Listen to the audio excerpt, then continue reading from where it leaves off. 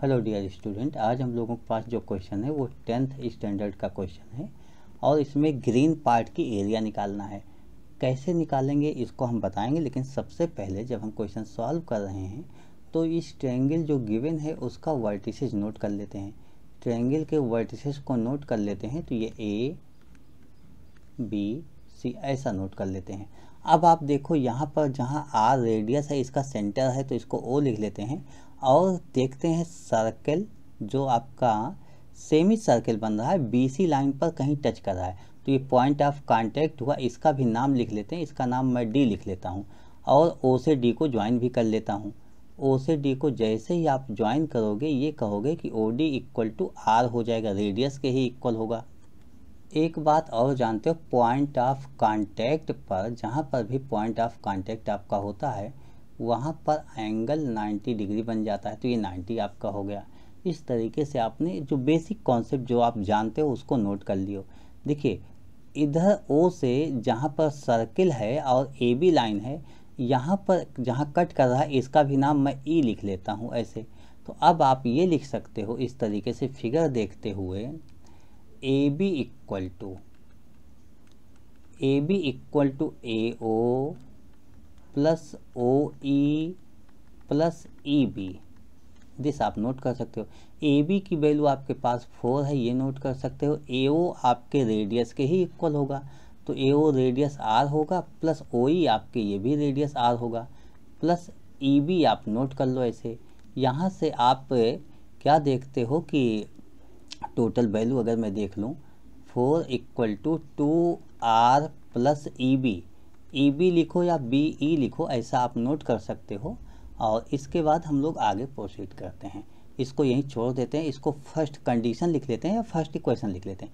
अब हम लिखते हैं इन ट्रायंगल, एक दूसरा ट्रायंगल आपके पास बन रहा है बी डी ओ आप ट्रायंगल देखिए। बी डी ओ अगर हम ट्रायंगल इस तरीके से देखें तो ये राइट एंगल ट्रायंगल बन रहा है। राइट एंगल ट्रायंगल की कंडीशन क्या होती है कि hypotenuse mean O B square equal to O D square plus B D square. इस तरीके से आपने नोट कर लिया। अब इसमें हमें सबकी वैल्यूज को पुट करना होगा। अब जैसे ही इसमें हम वैल्यूज पुट करते हैं तो देखिए ओ बी की वैल्यू तो आपके पास कोई प्रॉब्लम नहीं होगी, इसलिए ओ बी की वैल्यू प्रॉब्लम नहीं होगी कि ओ बी को आप लिखोगे O E plus E B या बी ई आप लिख सकते हो, दिस का square. O D square given है तो ओ डी भी इक्वल टू रेडियस के होगा तो आप आर लिखोगे, आर का स्क्वायर लिखोगे प्लस बी डी स्क्वायर। यहीं पर आपके लिए प्रॉब्लम हो रही है। तो हम अगर बी डी को थोड़ा सा सीरियसली देखें, बी डी क्या होगा तो देखिए आप सी से सी डी और सी ए ये एक्सटर्नल पॉइंट से टेंजेंट बन रहा है तो एक्सटर्नल पॉइंट से टेंजेंट इक्वल होता है तो आप ये लिखोगे सी ए इक्वल टू सी डी।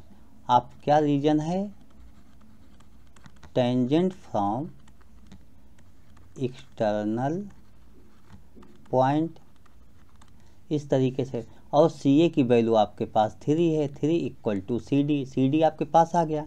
यहाँ से आप लिखोगे B C equal to B D plus C D और बी सी की वैल्यू आपके पास 5 होता है, 5 इक्वल टू बी डी आपको नहीं मालूम है प्लस सी डी तो आपको मालूम हो गया, अभी आपने निकाला 3 हो गया।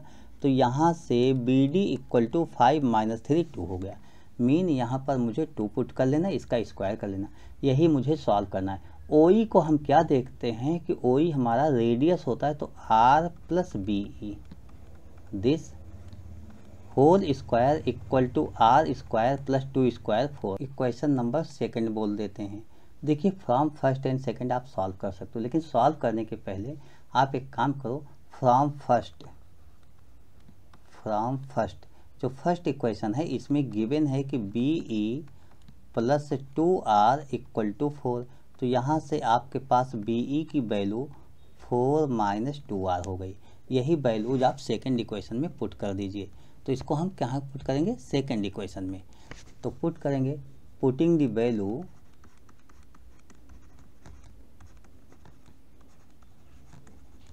Of B E in equation second.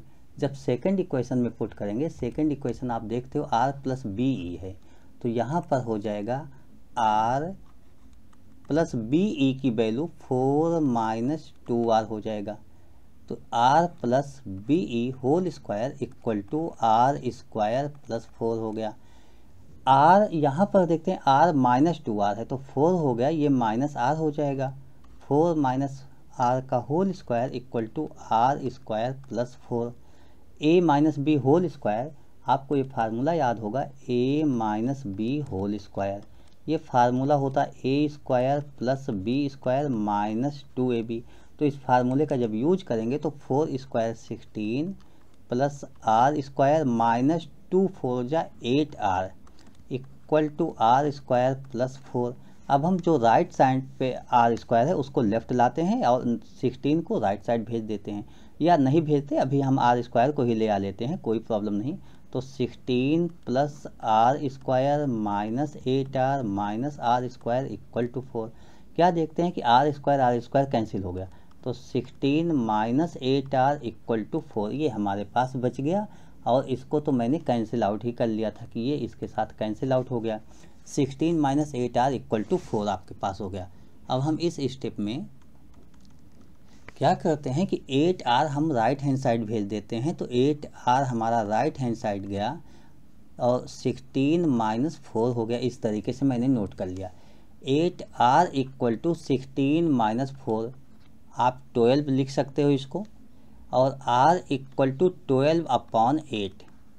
12 upon 8 जब इसको सॉल्व कर लोगे आप, थोड़ा सा इसको जितना कर सकते हो उतना तो करना ही होगा हमें। r इक्वल टू 4 3 जा 12 4 2 जा 8, 3/2 डेट इज 1.5। अब एरिया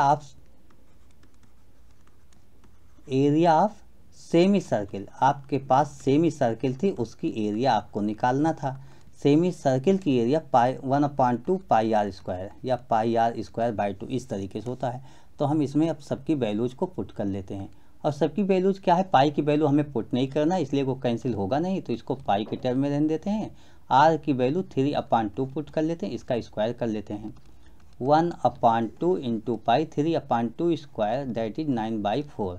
तो ये आपके पास हो गया 9 पाई डिवाइड बाई 8। और ये आपके पास देखिए यहाँ पर सेंटीमीटर वगैरह तो गिवन नहीं था, तो आप ये लिख सकते हो स्क्वायर यूनिट, ऐसे लिखोगे स्क्वायर यूनिट। अब वो सेंटीमीटर हो मीटर हो जो भी गिवन होगा उसके अकॉर्डिंग हमारा आंसर होगा। तो I hope you understood explanation of this question. Okay, thank you, bye.